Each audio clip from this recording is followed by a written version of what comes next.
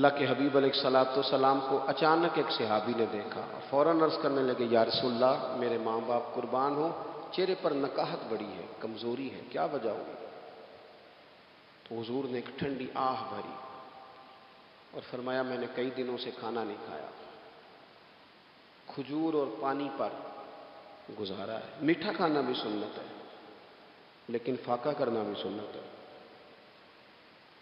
اپنی مرضی کی سنت ادا کر لینا یہ تو بڑا آسان کام ہے، لیکن میرے بھائی شریعت اسلامیہ میں جو چیز غالب رہی ہے اس پر بھی کبھی کبھی ذوق کریں۔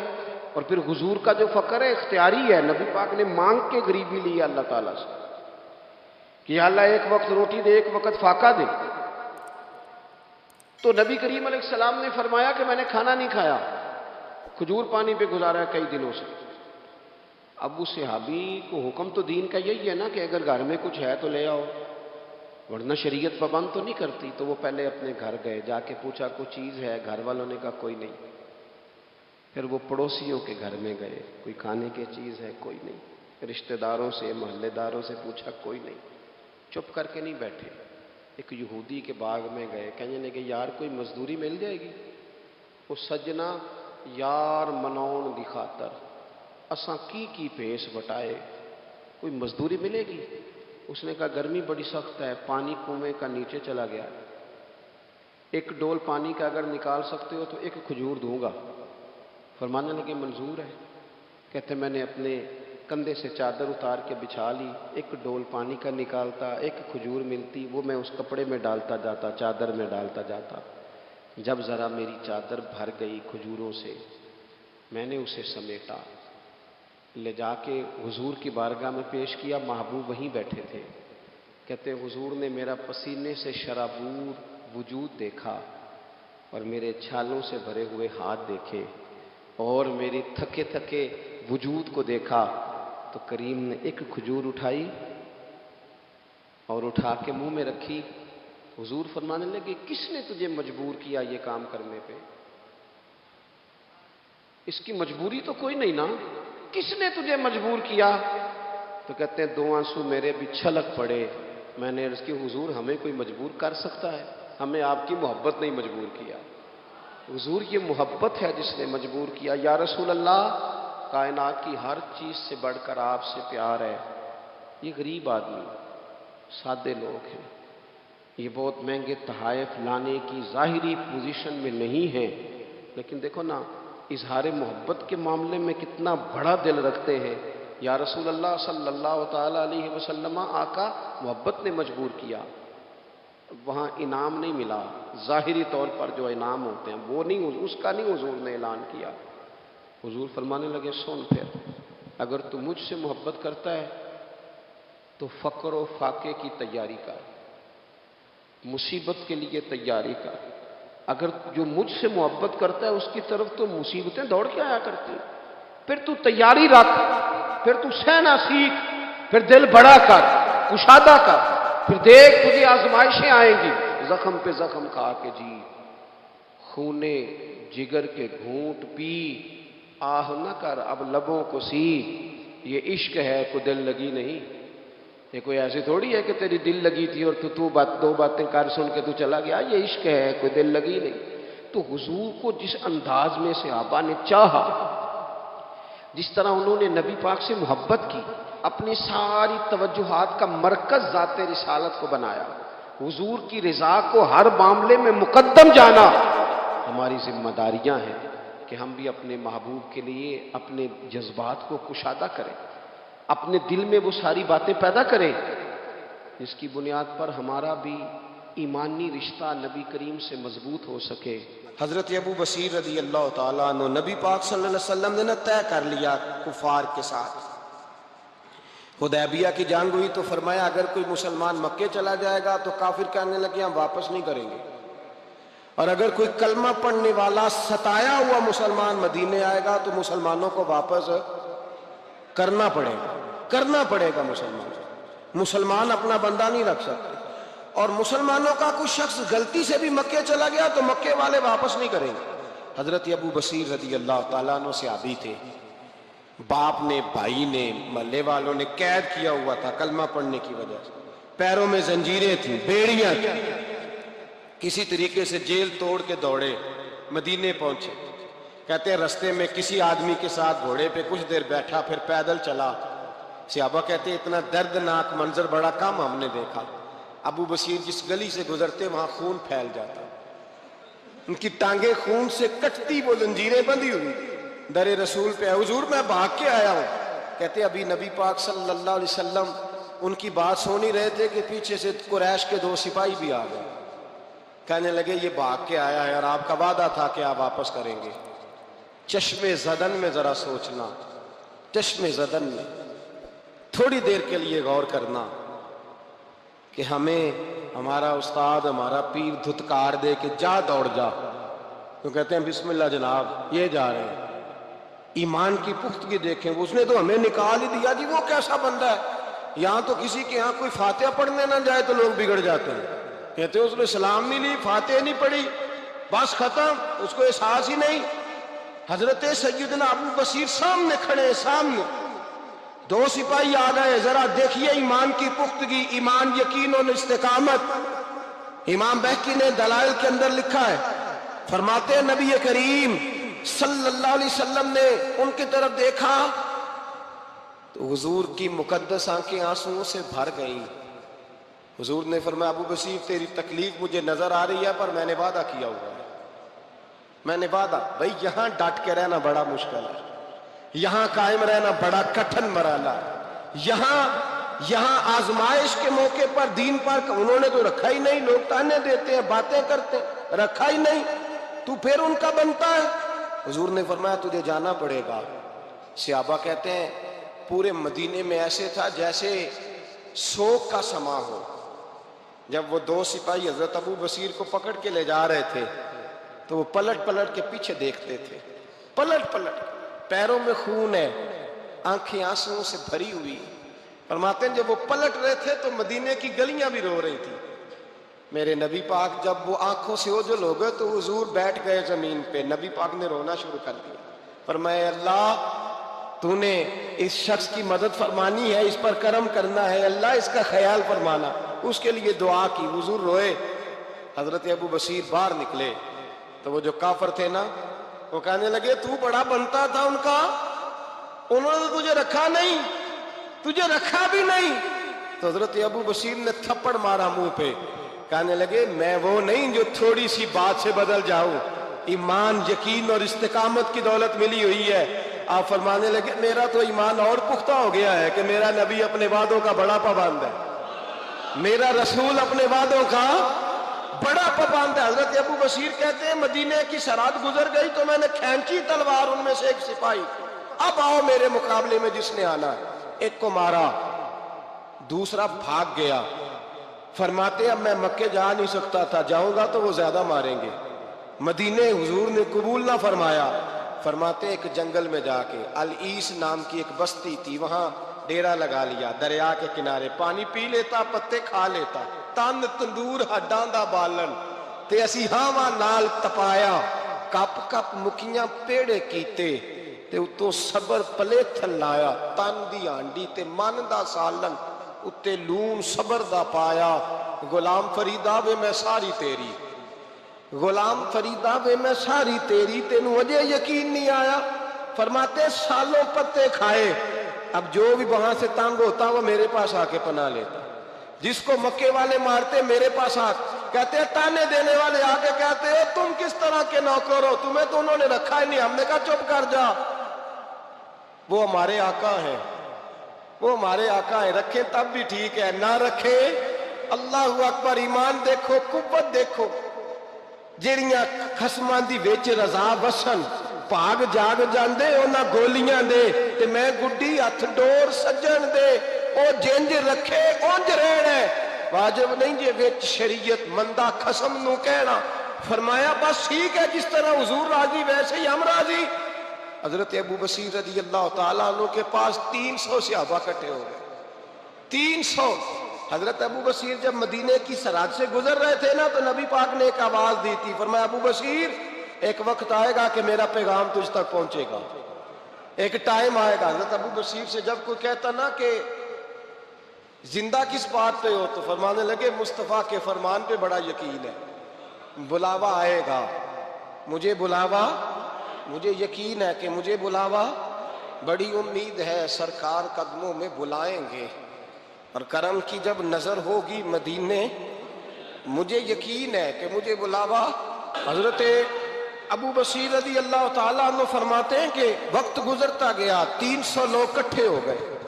جب کوئی مسلمانوں کا قافلہ مکے کے پاس سے گزرتا تو مکے والے لوٹ لیتے تھے۔ حضور نے بھی اجازت دی مدینے والوں کو، اگر ان کا قافلہ کوئی آئے تمہیں بھی حملے کی اجازت ہے، کفر کا مال مال غنیمت ہے۔ حضرت ابو بصیر کہتے ہیں جب بھی ہمارے قریب سے وہ رستہ تھا شام کی طرف جانے کا، جب بھی کافر گزرتے ہم ان کے قافلے پکڑ لیتے، لوٹتے، ہم بھی ان کو اس طرح کی سزا دیتے جو مسلمانوں کو دیتے تھے۔ فرماتے ان کا جینا محال ہو گیا، ہاتھ باندھ کے نبی پاک کی بارگاہ میں گئے، کہنے لگے یہ شرک ختم فرما دیں اور آپ ان کو بلا لیں، بلا لیں۔ حضرت ابو بصیر فرماتے ہیں میں بوڑھا آدمی تھا، دن بھر میں کام کرتا، محنت کرتا، اس علاقے میں کھیتی باڑی کرتا، جب رات ہوتی تو میں کسی پہاڑ کے ٹیلے پہ بیٹھتا اور مدینے کی جانب منہ کر لیتا، اور میں انتظار کرتا بلاوا کب آئے گا، کب حضور کا پیغام آئے گا، میں انتظار کرتا۔ حضرت ابو بصیر رضی اللہ تعالیٰ عنہ بیمار ہو گئے، شدید بیمار، سخت بیمار تھے، تو قریش نے شیخ ختم کی۔ حضرت ابو ہریرہ کہتے ہیں نبی پاک نے 2 صحابہ کو رکا دیا، فرمایا جاؤ اسے جا کے کہو آ جائے، اسے کہو آ جائے۔ صحابہ کہتے ہیں ہم پہنچے تو ان کا آخری وقت چل رہا تھا، آخری ہجکیاں تھیں، ایمان اور یقین دیکھو، آخری ہجکیاں۔ لوگ کہتے ابو بصیر وقت آ گیا، وہ کہتے نہیں ابھی وقت نہیں آیا، وقت تب آئے گا جب نبی پاک کا بلاوا آئے گا۔ حضور کا وعدہ تھا وقت تب آئے گا جب میرے نبی کا بلاوا آئے گا، ابھی بلاوا نہیں آیا، تو ابو بصیر کا وقت بھی نہیں آیا۔ صحابہ کہتے ہم نے جا کے رکا تھمایا، اٹھنے کی بھی طاقت نہیں تھی۔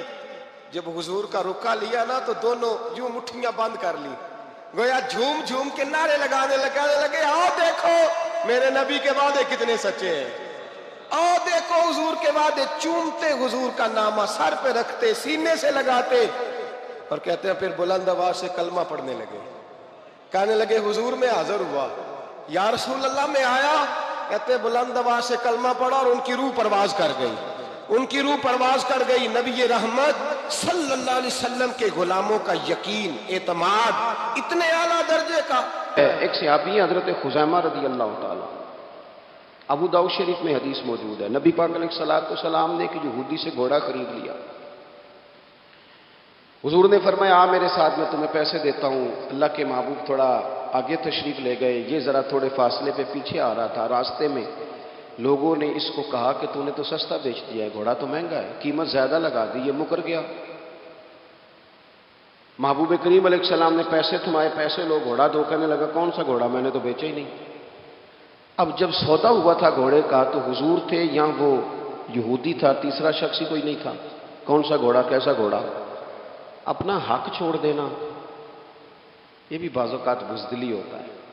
نبی کریم علیہ السلام نے فرمایا بھائی تو کیسے مکر سکتا ہے جب تیرا میرا سودا طے ہوا ہے، جب ایک مخصوص رقم پر تو نے اسے بیچ دیا ہے تو مکر کیسے سکتا ہے، تو پیسے لے اور گھوڑا دے۔ اب جب تھوڑی سی بات تکرار میں آئی تو کچھ لوگ وہاں جمع ہو گئے، مسلمان، یہودی اور بھی کئی لوگ۔ وہ یہودی کہنے لگا جی آپ اس طرح کریں، ایک گواہ دے دے، میں زیادہ نہیں مانگتا، ایک دے دے، ایک بندہ کہہ دے کہ یہ گھوڑا میں نے بیچا ہے اور آپ نے خریدا ہے تو میں آپ کے حوالے کر دوں گا۔ وہاں بندہ کوئی دوسرا موجود ہی نہیں تھا تو گواہ کسے پیش کیا جائے۔ حضرت خزیمہ رضی اللہ تعالیٰ عنہ نبی کریم کے صحابی ہیں، فوراً بولے، وہ بھی لوگوں کی باتیں سن کے وہاں آئے تھے، فوراً بولے، کہنے لگے یا رسول اللہ میں دیتا ہوں گواہی۔ دوڑ کے آگے آئے، کہنے لگے جی میں گواہی دیتا ہوں کہ آپ نے گھوڑا خریدا ہے، یہودی نے بیچا ہے۔ اب اس نے کہا تھا ایک بندہ کہہ دے تو میں دے دوں گا۔ اس کی شرط پوری ہو گئی، حضور نے پیسے اس کے ہاتھ میں دیے، اس نے گھوڑا محبوب کے دستے مبارک میں لگام تھمائی، حضور تشریف لے گئے، غلام کو دیا، گھوڑا گھر چلا گیا۔ نبی کریم نے حضرت خزیمہ سے کہا خزیمہ ایک بات تو بتا، تو تھا ہی نہیں اور تو نے بن دیکھے گواہی کیسے دے دی؟ تو حضرت خزیمہ رضی اللہ تعالیٰ عنہ کہنے لگے یا رسول اللہ یہ تو زمین کی خبر ہے نا، میں نے تو آسمان کی چیزیں بھی نہیں دیکھی، آپ نے کہا ہے تو میں مان گیا ہوں۔ تو میں تو آسمانی خبریں مان گیا، میں تو جنت آپ کے کہنے پہ مان گیا، میں تو دوزخ آپ کے کہنے پہ مان گیا، میں تو فرشتے آپ کے کہنے پہ مان گیا، میں تو قیامت کی ساری باتیں آپ کے کہنے پہ مان گیا۔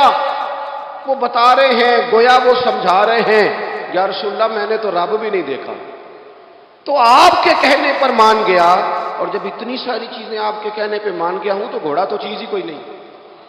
اب دیکھیں حضور کا تبصرہ یہاں کیا ہے، انہوں نے ایمان کا مرکز و محور ذات مصطفیٰ کو سمجھا، ان کو سمجھ آئی کہ کل کائنات حضور کی ذات ہے۔ اب حضور سید عالم علیہ السلام نے اس بات کو سن کر اعلان کیا فرمایا؟ حضور فرمانے لگے، لوگوں جہاں بھی شرعی گواہی کی ضرورت ہو نہ 2 گواہ چاہیے ہوتے ہیں، لیکن جہاں میرا یہ خزیمہ موجود ہو، 1 کی گواہی 2 کے برابر شمار کی جائے گی۔ اتنا بڑا اعزاز، نظریاتی طور پر اتنی زیادہ پختگی، جب تک اپنے ایمان کا مرکز اور محور ذات مصطفیٰ کو نہیں سمجھا جاتا۔ ایک اور بھی بات عرض کروں، کئی کام ہوتے ہیں، وہ کام تو ہوتے ہیں پر خشک بڑے ہوتے ہیں۔ کچھ ڈیوٹیاں تو ہوتی ہیں لیکن وہ ڈیوٹیاں تھکا بڑا دیتی ہیں۔ کچھ سفر تو ہوتے ہیں پر وہ سفر پورے وجود کو توڑ پھوڑ کے رکھ دیتے ہیں، لیکن کچھ کام ایسے ہوتے ہیں جو بندہ بڑے ذوق سے کرتا ہے۔ کچھ ڈیوٹیاں ایسی ہوتی ہیں کہ بندہ کہتا ہے کبھی 2 گھنٹے اور کرنی پڑ جائے نا۔ کچھ سفر ایسے ہوتے ہیں کہ جس میں بندے کا دل کرتا ہے یا اللہ یہ سفر کبھی روز ملے نا۔ چلے نہیں سمجھ آتی تو ایک سادی سی کسی شاعر نے بات کی ہے، اس نے کہا ہے کہ دنیا اندیا سفراں تو بندہ تھک بھی تے جاندا ہے نا، پر سفر مدینے دا ہر وار ہی بڑا سونا۔ کچھ سفر تھکاتے نہیں نا، اکتاہٹ نہیں ہوتی۔ کچھ چیزیں انسان ذوق سے کرتا ہے، اس کی طبیعت۔ اگر نبی پاک علیہ السلام کی ذات کے ساتھ دل کی قلبی وابستگی ہو جائے، دین کا کام تھکاوٹ پیدا نہیں کرتا، مسجد کی حاضری بوجھ نہیں بنتی، انسان کے لیے کوئی بھی خیر کا کام کرنا مشکل نہیں ہوتا، اس کا وجود ڈھل سا جاتا ہے، اس کی طبیعت اس طرح کی ہو جاتی ہے کہ جیسے سارے نور سے ہو کر آ۔ شرط یہ ہے کہ کامل محبت ہو۔ آج کل ڈھیروں لوگوں کو دعویٰ ہے حضور کی محبت کا، ڈھیروں لوگوں، اور بالکل ٹھیک ہے، ہونا بھی چاہیے، لیکن اپنے آپ سے پوچھ لینا چاہیے اچھی طرح سے، ہمیں اچھی طرح سے غور کر لینا چاہیے کہ شہرت زیادہ پیاری ہے کہ حضور؟ یہ ہمیں غور کرنا چاہیے۔ ہمیں غور کر لینا چاہیے کہ دولت زیادہ پیاری ہے کہ نبی پاک علیہ السلام کی ذات؟ ہمیں غور کرنا چاہیے کہ برادری اور قبیلے کی رسمیں زیادہ پیاری ہیں یا حضور کے دین کی بات زیادہ پیاری ہے؟ ہمیں پہلے غور کر اپنی ترجیحات کا تعین کرنا چاہیے، اور پھر ہمیں اپنے دل سے یہ بھی پوچھنا چاہیے کہ تیرا فلان دوست سے ملنے کو تو بار بار دل کرتا ہے، اہل خانہ کو، گھر والوں کو ملنے کو تو تیرا بار بار جی چاہتا ہے، کیا تیرے دل میں کبھی بیٹھے بیٹھے تڑپ اٹھتی ہے؟ بیٹھے بیٹھے، اور کبھی تیری آنکھیں بھار آتی ہیں کہ رب کوئی موقع بنا دے اور میں جا کے حضور کا شہر مبارک بھی دیکھا ہوں؟ اچانک دل کرتا ہے نا کسی شخص سے بات کرنے کو، تو کیا بالکل بیٹھے بیٹھے کبھی اچانک نعت سننے کو بھی دل کرتا ہے کہ نہیں؟ کبھی اچانک حضور کی سیرت کی طرف بھی توجہ بیٹھے بیٹھے چلی جاتی ہے کہ نہیں؟ دیکھیں کوئی بندہ بھی انکار نہیں کرے گا جب کسی سے کہا جائے گا کہ مجھے حضور علیہ السلام سے بڑی محبت ہے، لیکن آپ کو کس سے محبت ہے، آپ کس سے پیار کرتے ہیں، یہ صرف آپ کو ہی پتا ہوتا ہے۔ میں کس سے محبت کرتا ہوں، میرے دل میں کس بندے کے لیے کتنی گنجائش ہے، یہ سامنے والا نہیں ماپ سکتا، یہ صرف میں ہی ماپ سکتا ہوں، کیونکہ دل جو میرا ہے، یہ باطنی کیفیات میری ہیں۔ ہم روز نعرے لگائیں، روز زور شور سے نعرے لگائیں، لوگ سن کے کہیں کہ بڑا پیار کرتا ہے یہ حضور سے، لیکن یہ ہمیں پتا ہے ہماری قلبی واردات کیا ہے، ہمیں خبر ہے۔ دیکھیں نا صحابہ سچے لوگ تھے، حضرت عمر رضی اللہ تعالیٰ عنہ حضور کی بارگاہ میں حاضر ہیں، تو عرض کی یا رسول اللہ صلی اللہ تعالیٰ علیہ وسلم، مجھے آپ ہر چیز سے زیادہ پیارے ہیں، لیکن حضور مجھے لگتا ہے مجھے اپنی جان آپ سے زیادہ پیاری ہے۔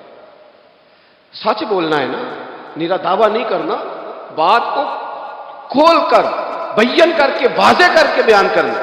یا رسول اللہ صلی اللہ تعالیٰ علیہ وسلم، مجھے محسوس ہوتا ہے مجھے اپنی جان آپ سے زیادہ پیاری ہے، تو حضور نے ان کے دل پر ہاتھ رکھ کے فرمایا عمر ابھی ایمان نہیں مکمل ہوا۔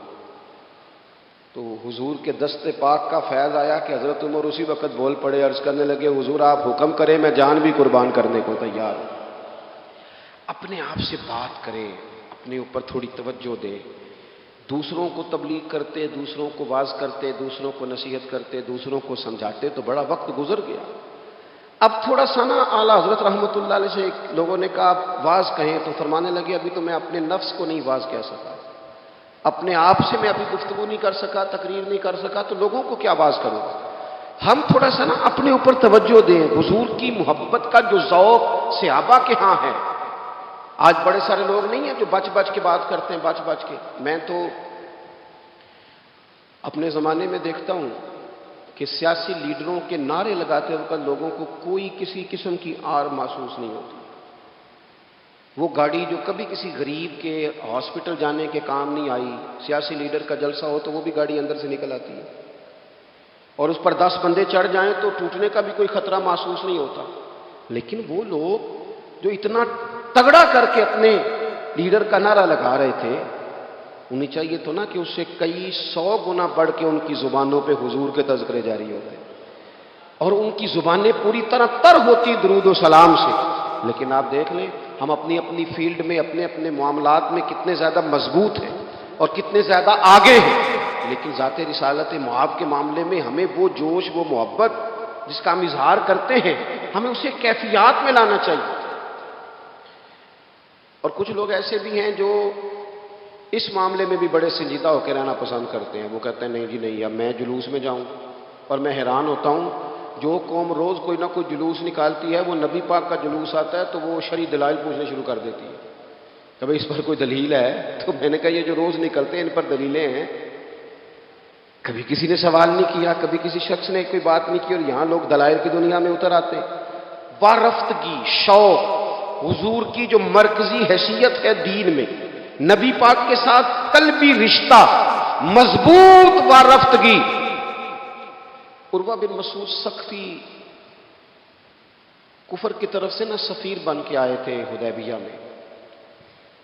تو جب کوئی بندہ کسی کا سفیر بن کے آتا ہے تو وہ اس کی پوری ترجمانی بھی کرتا ہے، پورے نمائندے بن کے آئے تھے۔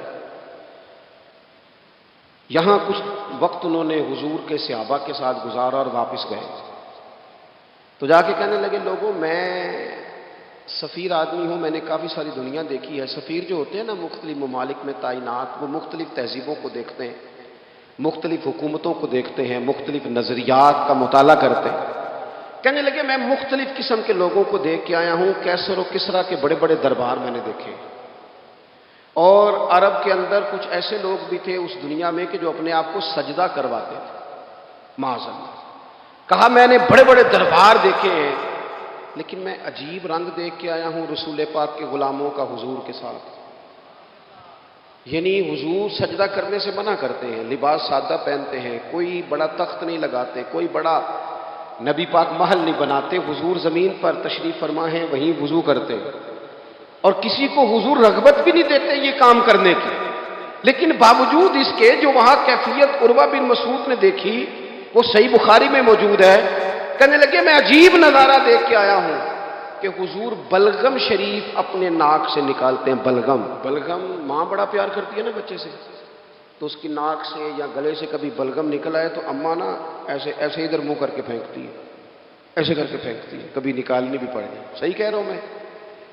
لیکن یہ دیکھیں، اور یہ ان لوگوں کی بات ہے جو عام لوگ نہیں، یہ عروہ جمیع صحابہ کی بات کر رہے ہیں۔ اور یہ بندے کون ہیں؟ حضرت ابو بکر صدیق جیسے سمجھدار لوگ، حضرت عمر جیسے لاکھوں مربع میل کی حکومتیں چلانے والے لوگ، حضرت عثمان غنی کی طرح کے لوگ جو جس کاروبار میں بھی ہاتھ ڈالتے ہیں 4 چاند لگا دیتے ہیں، حضرت مولا علی شیر خدا جیسے علم و حکمت اور دانائی والے لوگ، یہ کیا کرتے ہیں؟ عروہ کہنے لگے کہ نبی پاک کے ناک مبارک سے بلغم نکلتی ہے تو اپنے چہروں پہ مان لیتے ہیں یار، اور یہ صحیح بخاری میں موجود ہے، وہ اپنے جسموں پہ ملتے ہیں۔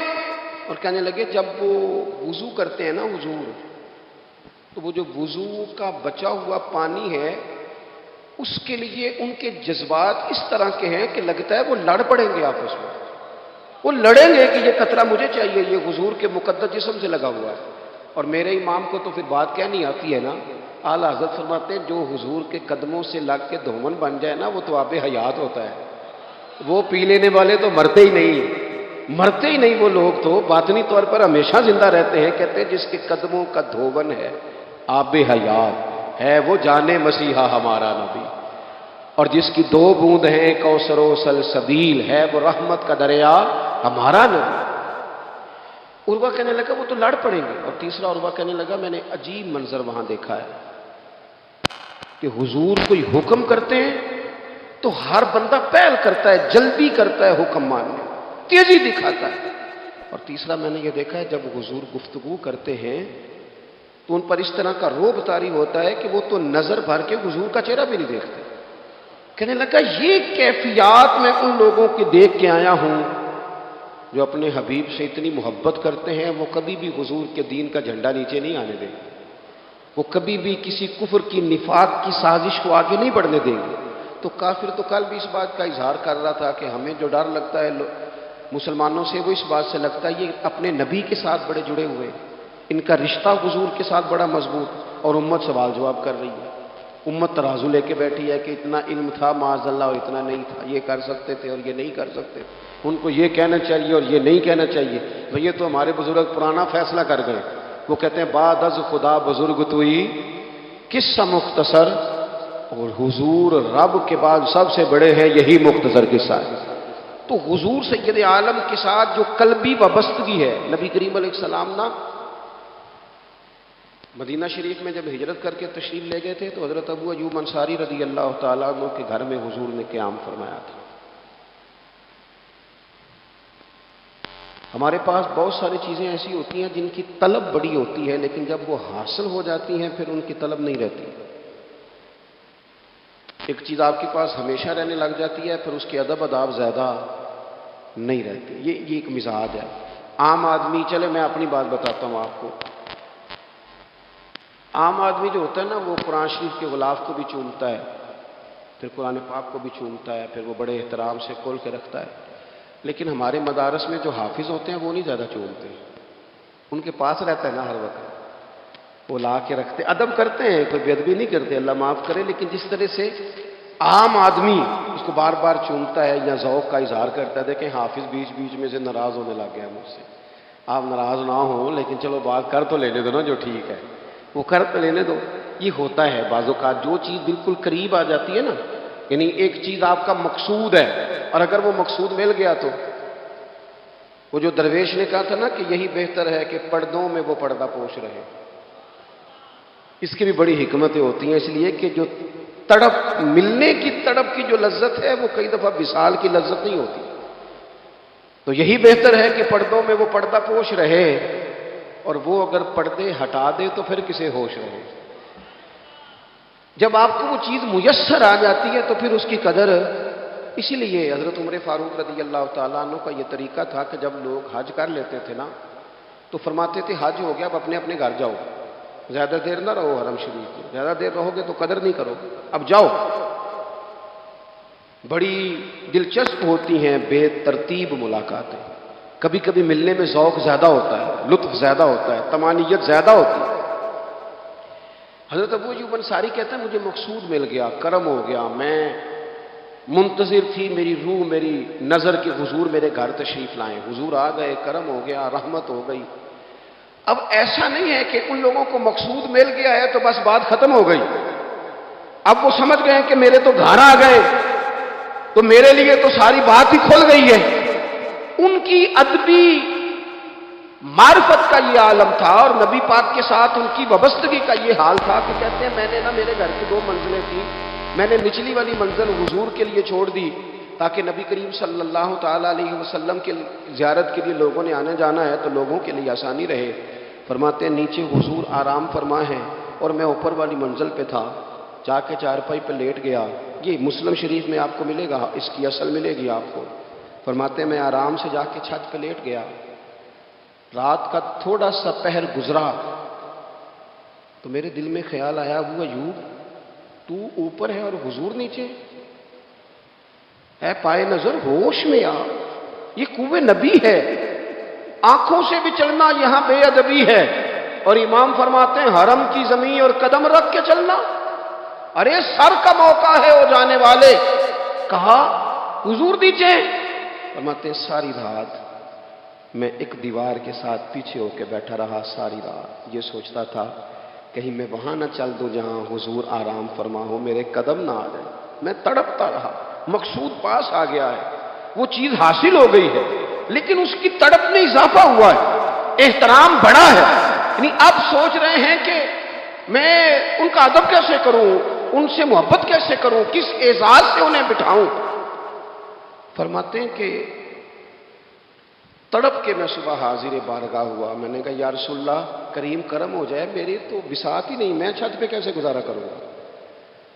تو حضور فرمانے لگے میرے پاس تو لوگوں نے آنے جانا ہے، میں تو نیچے ذرا آسانی محسوس کرتا ہوں، یہی ٹھیک۔ یا رسول اللہ آپ کی بات ٹھیک ہے، پر کریم اگر کرم ہو جائے نا تو مہربانی ہوگی۔ اللہ کے رسول نے جب نظر مبارک اٹھا کے حضرت ابو ایوب انصاری کا چہرہ دیکھا نا، خیال آیا مسلمان نیک و بد پہچان جاتے ہیں اور محمد تو آدمی کے دل کی باتیں جان جاتے ہیں صلی اللہ تعالی علیہ وسلم۔ حضور نے جب نظر فرمائی اور ان کی آنکھوں میں چمکتے ہوئے آنسو دیکھے تو حضور فرمانے لگے میں سمجھ گیا ہوں تو نہ اوپر رہ پائے گا نہ سو پائے گا، تو بچے لے کے نیچے آ جا، میں ہی اوپر چلا جاتا۔ صحابہ کی وہ جو خاص قلبی کیفیات ہے رسول پاک کے ساتھ، میرے سنگیوں دیکھو، میلاد شریف کا جو جھنڈا ہے وہ بھی میلاد شریف کا ہی ہے، وہ میلاد کا جھنڈا۔ ایسا نہ ہو کہ میلاد کا جھنڈا کسی گلی میں پڑا ہوا نظر آئے، میلاد پہ چھپنے والا اشتہار پوسٹر کسی جگہ گرا ہوا نظر آئے۔ یہ جو لنگر شریف ہے نا، تبرک کے چاول، یہ حضور کے میلاد سے وابستہ ہے، یہ گلیوں میں بکھرے ہوئے نظر نہ آئے۔ اس طرح کی کیفیات نہ ہو کہ محسوس ہو کہ جناب یہ تو احترام والے لوگ ہیں، یہ لوگ تو حضور کی محبت کی بات کرتے ہیں۔ محبوب کی نسبتوں کا احترام بھی محبت ہی کا ایک پہلو ہوتا ہے، خاص بارفتگی نبی پاک کی ذات کے ساتھ خاص۔ اور پھر ان لوگوں نے نا ان چیزوں کو بھی چھیڑا جن کی شریعت میں گنجائش تھی۔ شریعت کے دو حکم ہیں، ایک عزیمت ہے، ایک رخصت ہے۔ ایک یہ ہے کہ اگر حالات بڑے سخت ہیں، بڑے گڑبڑ ہیں، تو آپ تھوڑی دیر کے لیے سائڈ پہ ہو جائیں، رخصت ہے، اجازت ہے۔ اور ایک یہ ہے کہ آپ ڈٹ جائیں نا حالات کے سامنے، پھر اللہ مددگار ہے۔ ایک یہ ہے کہ گنجائش ہے، اور ایک یہ ہے کہ دل نہیں میرا مانتا، میں گنجائش کا کیا کروں، میری طبیعت نہیں مانتی۔ چلیں ایک بات اور کھول دیتے، ایک ہوتا ہے حکم، ایک ہوتی ہے رضا، ان دونوں میں فرق ہوتا ہے۔ وہ جی میں نے حضرت صاحب سے کہا جی مجھے اجازت ہے میں جاؤں، انہوں نے کہا جاؤ میں چھٹی لے کے آیا ہوں۔ بھائی آپ نے چھٹی مانگی تھی، حضرت نے دے دی، استاد جی نے دے دی، یہ تو حکم ہے، لیکن تمہیں بھانپنا چاہیے تھا نا ان کی مرضی کیا ہے، ان کی رضا کیا ہے۔ رضا تو اس طرح کی ہوتی ہے کہ مکتب عشق کا دستور نرالا دیکھا، اس کو چھٹی نہ ملی جس نے سبق یاد کیا۔ میرا ایک دیہاتی ماحول سے تعلق ہے، ہمارے سرکاری اسکولوں میں نا ایک مانیٹر بنا دیتے تھے، جو بچہ لائق ہوتا تھا نا وہ مانیٹر بن جاتا تھا، حالانکہ لائق ہوتا تھا، سیانا ہوتا تھا، لیکن مانیٹر بن کے نا اس کی ذمہ داری بڑھ جاتی تھی، پھر اس کو کنجیاں ہی مل جاتی تھی، اسی نے سب سے پہلے آنا ہے، اس نے سب سے بعد میں جانا ہے، ہر چیز اس کے سپرد۔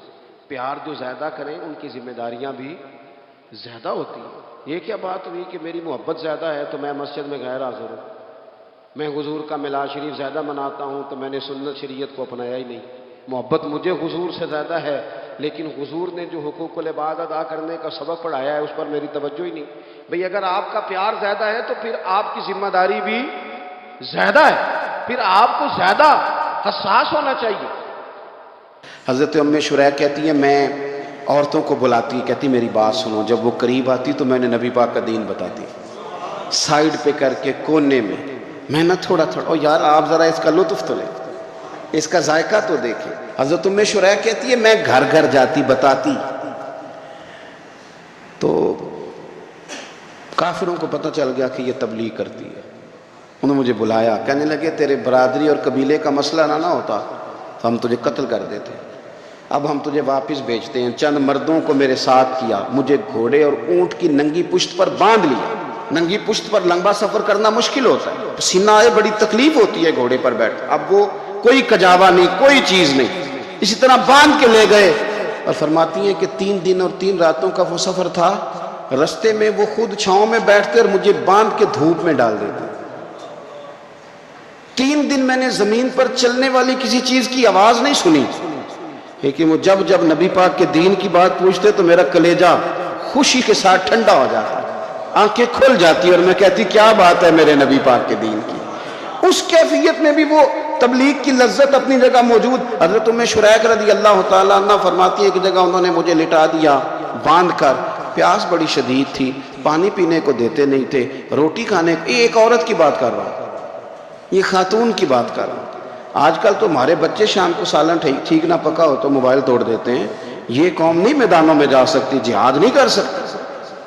خاتون کہتی ہے کہ شدید پیاس تھی اور مجھے باندھ کے لٹایا ہوا تھا، مجھے جب تکلیف بڑھ گئی تو اچانک میں نے دیکھا پانی کا ایک ڈول برآمد ہوا ہے، میں نے اسے تھوڑا سا پی لیا، پر طلب ابھی باقی تھی، وہ پھر آ گیا برتن، میں نے پھر پیا، طلب ابھی باقی تھی، پھر برتن آ گیا۔ امام ابو نعیم نے اس کو لکھا ہے حلیۃ الاولیاء میں، فرماتے ہیں تیسری دفعہ وہ پھر بھرا ہوا ڈول پورے کا پورا آ گیا، اب میں نے پیا بھی، اپنے کپڑوں پہ بھی چھڑکا۔ جب وہ سارے بیدار ہوئے تو مجھے آگے کہنے لگے کہ تو نے ہمارا پانی استعمال کیا ہے؟ فرماتی ہے پھر انہوں نے اپنے برتن دیکھے، مشکیزیں دیکھے تو بھرے ہوئے تھے، میرے قریب آ کے کہنے لگے یہ پانی کہاں سے آیا؟ تو میں نے کہا تم ابھی میرا عقیدہ نہیں سمجھے، یہ میرے رب نے مجھے دیا ہے، میرے رب نے مجھے دیا۔ فرماتی ہے مجھے باندھ کے لے جا رہے تھے، پر جب میری بات سنی نا تو بول کے کہنے لگے ہمیں سمجھ آ گئی ہے تیرا دین ہمارے دین سے بہتر ہے، تیرا عقیدہ ہمارے عقیدے سے بہتر ہے۔ اور ایک روایت میں یوں بھی ہے کہ وہ باندھ کے لے جا رہے تھے، پر یہ کمال دیکھا تو کلمہ پڑھ کے مدینے والے کے غلام بن گئے۔ صحابیات نے نا بڑا جم کے دین کا کام کیا، عقیدہ، پھر تبلیغ، پھر میدان جہاد۔ عورتیں جہاد میں جایا کرتی تھیں، وہ زخمیوں کو پانی پلاتی تھی، مرہم پٹی کرتی تھی، پہلے اپنے جسم کے ساتھ بڑی بڑی پٹیاں لپیٹ کے لے جاتے، جہاں کسی زخمی کو ضرورت ہوتی وہ پٹیاں کرتی، اور اعصابی طور پر مضبوط رہ کے میدان کے اندر جہاد وہ بندہ کرتا ہے جو یقین کامل کی دولت جسے نصیب ہے، جسے پتا ہو کہ یہ میں مروں گا تو میرا مرنا رائے گا نہیں، اللہ مجھے شہادت کا درجہ عطا فرمائے گا۔ لیکن اگر یہیں سے بندہ اپنے آپ کو مطمئن نہ کر سکے تو میدان میں جائے گا۔ یقین کامل ہو، اگر ہو یقین کامل پیدا تو پھر کٹ جاتی ہیں زنجیریں، پھر انسان آگے مضبوطی سے آگے بڑھتا ہے۔ نبی پاک صلی اللہ علیہ وسلم جب جہاد کے لیے تشریف لے جاتے نا تو عورتوں پر کسی نہ کسی شخص کو نمائندہ بنا کے چھوڑ کے جاتے تھے۔ ایک دفعہ مولا علی شیر خدا کو بھی چھوڑ کے گئے، حضرت عبداللہ ابن مکتوم رضی اللہ تعالیٰ عنہ کو بھی ایک دفعہ چھوڑ کے گئے۔ ایک موقع پر نا حضور نے عورتوں کو ایک جگہ پہ چھوڑا پیچھے، تو وہ قلعہ تھا حضرت حسان بن ثابت رضی اللہ تعالیٰ عنہ، بڑا مضبوط قلعہ تھا۔ اس قلعے کے اندر خواتین ساری محفوظ کر کے ان کو وہاں بٹھا دیا گیا، حضور جہاد کے لیے چلے گئے۔ اب وہاں قلعے میں عورتوں کو اس لیے رکھا گیا تھا کہ یہاں یہودی بھی ہیں، تو ایسا نہ ہو کہ ہم باہر لڑیں تو وہ اندر سے کوئی شرارت کر دیں، لہٰذا عورتیں محفوظ رہیں۔ حضرت حسان بن ثابت رضی اللہ تعالیٰ عنہ کی ڈیوٹی تھی تلوار لے کے حفاظت کرنے کی، تو ایک یہودی آ گیا، وہ اب ٹو کرنے لگا، تجسس کرنے لگا کہ یہاں عورتیں ہیں تو کوئی مرد بھی ہے کہ نہیں، دائیں بائیں دیکھنے لگا۔ حضرت صفیہ رضی اللہ تعالیٰ عنہ نے توجہ کی، اور جناب حسان بن ثابت سے کہنے لے ایک منٹ لگا اس کی گردن مار دے، ایسا نہ ہو کہ یہ جا کے بتا دے، گردن اڑا دے۔ حضرت حسان بن ثابت ذرا تھوڑی کوشش کرنے لگے، ارادہ کرنے لگے، آگے بڑھنے لگے، تو ابھی وہ تیاری میں ہی تھے تو حضرت صفیہ رضی اللہ تعالیٰ عنہ خود نکلی پیچھے سے ہو کے، ذرا سا ایک ستون کے پیچھے چھپی، ہاتھ میں بڑا سا ڈنڈا پکڑا، وہ آپ کے قریب سے گزرنے لگا۔ تو یہ خاتون کی بات کر رہا ہوں، خاتون کی، کسی مرد کی ضرورت ہے عورت کو تنگ کر جائے؟ شرط یہ ہے کہ عورت کے اندر بھی تو غیرت ایمانی ہو، اس کے اندر بھی تو وہ قوت ہو نا، ایسا نہ ہو کہ وہ کمزور پڑ جائے۔ ہاتھ کے اندر ڈنڈا تھا، جب وہ یہودی پاس سے گزرنے لگا تو اللہ اکبر کہہ کے بی بی نے اتنے زور سے مارا ڈنڈا، حضور کی پھپھو نے ایک ہی ڈنڈا کھایا اور وہ زمین پہ ڈھیر ہو گئے۔ حضرت صفیہ نکلی اور جناب حسان بن ثابت سے کہنے لگی مجھے آتی ہے شرم، چونکہ جب کسی کو مار دیا جائے تو اس کا مال مال غنیمت ہے نا کافر کا، اب اس کی زرہ اتارنی ہے، اس کی تلوار لینی ہے۔ فرمایا مجھے شرم آتی ہے، وہ مرد ہے، اس طرح کرو مار میں نے دیا، سامان تم اتار کے لے آؤ۔ یہ قوت تھی مسلمان عورتوں کے اندر، یہ شوق تھا، یہ جذبہ تھا۔ ہمارے ہاں نا اور روز روز کی کمزوریاں، عورتوں کا روز آنسو بہانا، اور جہاں بھی سنانا دکھ ہی سنانا، اس نے انہیں کمزور کر دیا۔ آپ کے ذہن پہ چیزیں سوار ہو جاتی ہیں نا، تو یہ جو مرد زیادہ رہتے ہیں نا عورتوں کے ساتھ، زیادہ وقت گزارتے ہیں، زیادہ داستانیں سنتے ہیں، ان میں وہ ساری چیزیں پیدا ہو جاتی ہیں۔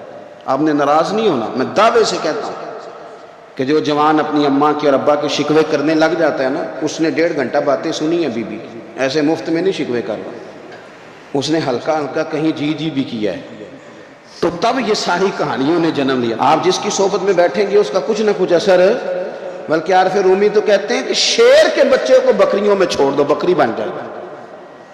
شیر کے بچے کو بکریوں میں چھوڑو، وہ بکری ہے، اس لیے کہ شیروں کی صحبت بندے کو شیر بناتی ہے۔ تو جب بیٹھنا ہی نہیں ہے، باتیں ہی سارا دن یہ والی سننی ہے، ہر وقت رہنا ہی اسی داستان میں، پھر کمزور باتیں، پھر اپنے ماضی کے دکھ، پھر پتہ نہیں کیا۔ آپ نے ناراض نہیں ہونا، میں بعض جوانوں کی باتیں سن کے میرا دل کرتا ہے کہ اسے کہوں یار تو کیا بات کر رہا ہے، اپنا قد دیکھ، تو اپنی عمر دیکھ، رب نے تجھے مرد بنایا ہے، تو کمال آدمی ہے، تو کھڑا ہو۔ اگر اس طرح امت مسلمہ کے نوجوان رہیں گے تو میدانوں میں کس نے نکلنا ہے؟ بات بات پہ رو جانا، بات بات پہ سہم جانا، حالات کے سہمے ہوئے لوگوں کو بتا دو حالات بدل جاتے ہیں، ایک جیسے نہیں رہتے۔ آپ کی طبیعت میں دلیری اور وقار ہونا چاہیے۔ حضرت اسماء بنت ابی بکر صدیق، حضرت صدیق اکبر رضی اللہ تعالی عنہ کی وہ صاحبزادیاں جو حضرت عائشہ کی بڑی ہمشیرہ ہیں، رات کو غار ثور میں مرد جاتے ڈرتے ہیں، آج بھی ڈرتے ہیں، اور جناب اسماء نبی پاک کی روٹی لے کے جایا کرتی ہیں۔ پھر اللہ نے ان کو بیٹا دیا، حضرت عبداللہ بن زبیر، یہ حضور کی پھپھی کے نواسے، حضرت زبیر بن عوام عشرہ مبشرہ صحابی ہیں، ان کے بیٹے ہیں، اور یہ وہ خوش بخت جوان ہے جس کو گٹی نبی پاک نے اپنے لعاب دہن سے عطا فرمائی۔ یزیدی فوجوں کے خلاف امام حسین کے بعد جو آدمی باقاعدہ مرتب فوج کے ساتھ میدان میں آئے وہ حضرت عبداللہ ابن زبیر ہے، مرتب کر کے اپنا لشکر لے کے نکلے۔ حضرت اسماء بوڑھی ہو گئی تھی، 90 سال عمر تھی، نظر نہیں آتا تھا۔ حضرت عبداللہ ابن زبیر جب لڑے یزیدی فوجوں کے خلاف تو کچھ ساتھی شہید ہو گئے، کچھ کے قدم پیچھے ہٹ گئے۔ حضرت عبداللہ ابن زبیر ماں کے پاس آئے اور ماں سے آ کے کہتے ہیں اماں میرے کچھ ساتھی کمزور پڑ گئے، کچھ شہید ہو گئے، اور یہ بڑے سخت لوگوں کی فوج سے ہمارا مقابلہ ہے، تو اس وقت تیرے ساتھ کوئی خدمت گزار نہیں، میں تیرا اکیلا سہارا ہوں، ماں تو بتا میں کیا کروں، آگے جاؤں کہ واپس مڑوں؟ نابینا ہیں حضرت اسماء، عمر ہے 90 سال، بیٹے کی پشت پہ ہاتھ رکھ کے کہتی ہیں پتر پہلے یہ بتا کہ تو حق پہ ہے کہ نہیں، تو حق پہ ہے کہ نہیں؟ ان ماں کی گود میں اسلام پلا کرتا تھا، حق پہ ہے کہ نہیں؟ تو حضرت عبداللہ ابن زبیر کہنے لگے اماں میں حق میں ہوں۔ تو حضرت اسماء کہنے لگی پتر پھر میدان میں جا، اور میرا پتر ایک میرے ساتھ وعدہ کر، کوئی بھی تیر پشت پہ نہ کھانا، سارے سینے پہ کھا کے آنا۔ حضرت عبداللہ ابن زبیر عرض کرنے لگے اماں یہ بڑے ظالم قسم کے دشمن ہیں، یہ آنکھیں نکال دیتے ہیں، ہونٹ کاٹ دیتے ہیں، جسم کے ٹکڑے ٹکڑے کرتے ہیں، تو سہ لے گی؟ کیا جواب ہے، کیا طاقت ہے، کیا ہمت ہے۔ حضرت اسماء فرمانے لگی پتر بکرے کو نہ صرف ذبح ہوتے وقت تکلیف ہوتی ہے، کھال اترتے وقت کوئی تکلیف نہیں ہوتی، جا میرا بیٹا میدان میں۔ حضرت عبداللہ ابن زبیر شہید کر دیے گئے، ان کی لاش مبارک مکہ مکرمہ کے چوک میں جنت المعلیٰ کے پاس لٹکا دی گئی۔ حجاج بن یوسف نے حضرت اسماء کو بلایا اور بلا کے کہنے لگا تجھے پتہ ہے تیرا بیٹا لٹکا ہوا ہے؟ فرمانے لگی ہاں مجھے پتہ ہے، یہ بچپن سے ہی شاہ سوار ہے، یہ گھوڑوں پہ رہنا ہی پسند کرتا تھا۔ اور پھر کیا جملہ کہا، حجاج کے لوگ کہتے ہیں یہ فوجوں میں اور تلواروں کی جھنکار میں کبھی نہیں کانپا تھا، پر حضرت اسماء جو نابینا ہیں ان کے جملوں نے نرزہ طاری کر دیا۔ فرمانے لگی حجاج میرا پتر لٹک گیا ہے، کہیں تیرے آگے جھکا تو نہیں نا؟ لٹک ہی گیا ہے، جھکا تو نہیں میرا پتر؟ 14 دن تک لٹکے رہے، لاش مبارک لٹکی رہی، لیکن حضور کا لعاب دہن تھا نا، لوگ کہتے ہیں قریب سے گزرتے تھے تو دور دور تک خوشبوئیں پھیلی ہوئی، دور دور تک۔ مائیں ایک صحابیہ ہے، نام ہے ام عمارہ، جنگ احد میں زخمیوں کو پانی پلاتی، اپنے 2 بیٹے اپنا شوہر لے کے احد میں آئی، زخمیوں کو پانی پلاتی، مرہم پٹی کرتی۔ اچانک جنگ کا پانسا پلٹ گیا، وہ درے پہ جو لوگ حضور نے مقرر کیے تھے وہ غلط فہمی کی وجہ سے درہ چھوڑ گئے، حالات اور ہو گئے، عجیب سا ماحول ہو گیا۔ پھر یہ بھی افواہ پھیلا دی گئی کہ معاذ اللہ حضور شہید کر دیے گئے، لوگوں کے حوصلے بڑے اور رنگ اختیار کرنے لگے، حضور کے گرد تھوڑے سے لوگ رہ گئے۔ او میرے بھائیوں، او ملت کی بیٹیوں بہنوں، یہ ہے تمہارا انداز دین کی خدمت میں، یہ خواتین کا انداز ہوتا ہے۔ حضرت ام عمارہ پہلے زخمیوں کی مرہم پٹی کرتی تھی، اب سارا کچھ پھینک دیا، تلوار لی اور جا کے نا حضور کے گرد کھڑی ہو گئی، کہنے لگی آئے نا کون آتا ہے میرے کریم کے پاس، آ کے دکھائے نا کوئی، اسا کیتی جان حوالے رب دے، ایسا عشق کمایا ہے، اسی مرن تو اگے ہی مر گئے ہیں باہو، اسا تا مطلب نو پایا ہے، آ کے کھڑی ہو گئی۔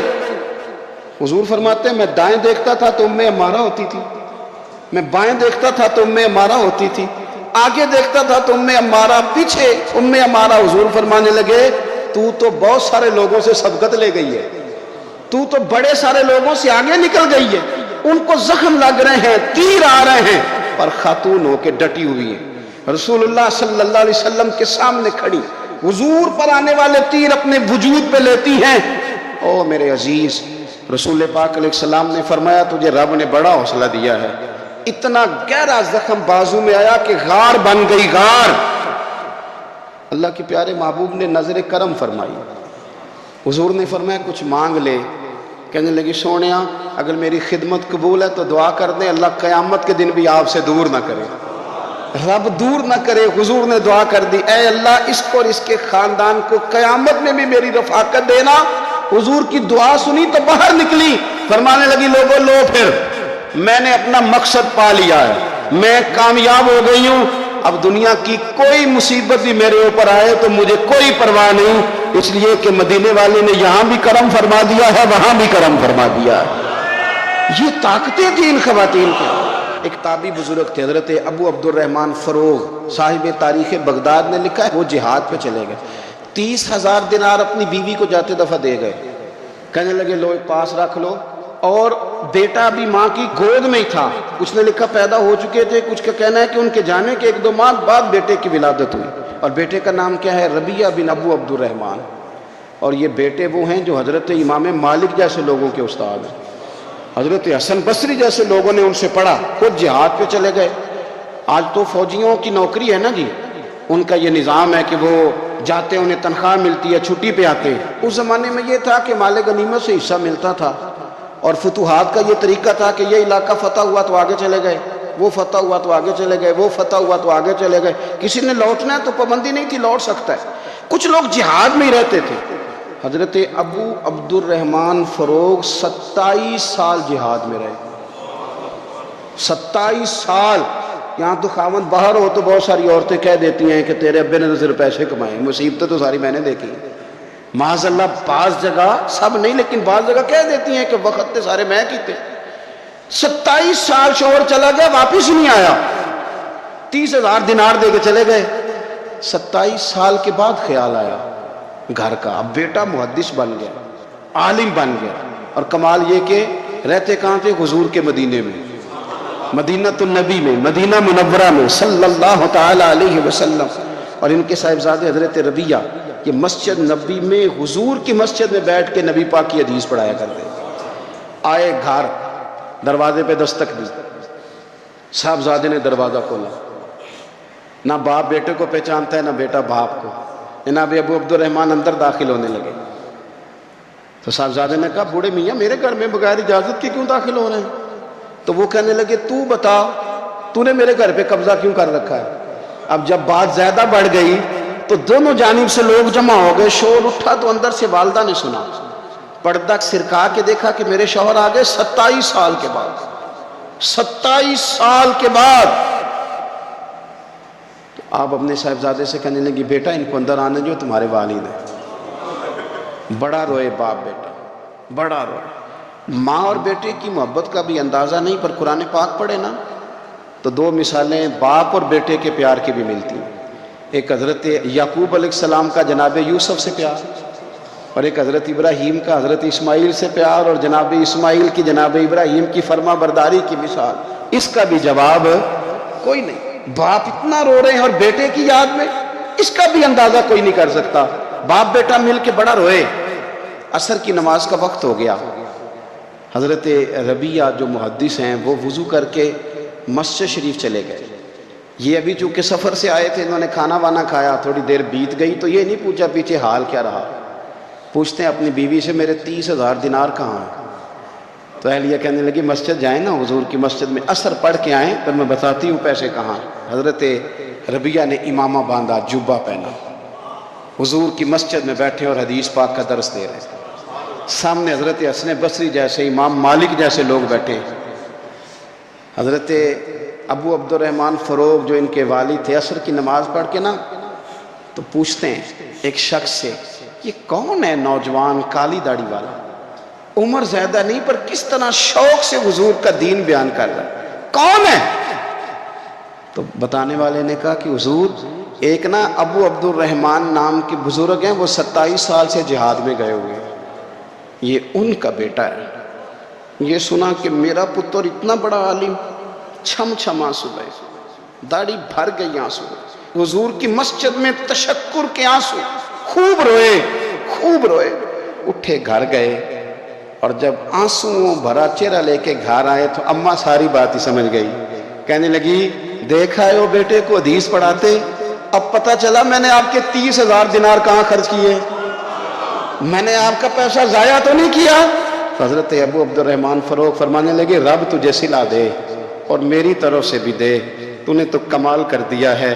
حدیث تیرا بیٹا پڑھا رہا تھا اور قد میرا اونچا ہوتا جا رہا تھا، سبق تیرا بیٹا دے رہا تھا اور یوں لگ رہا تھا کہ درجے میرے بلند ہو رہے ہیں۔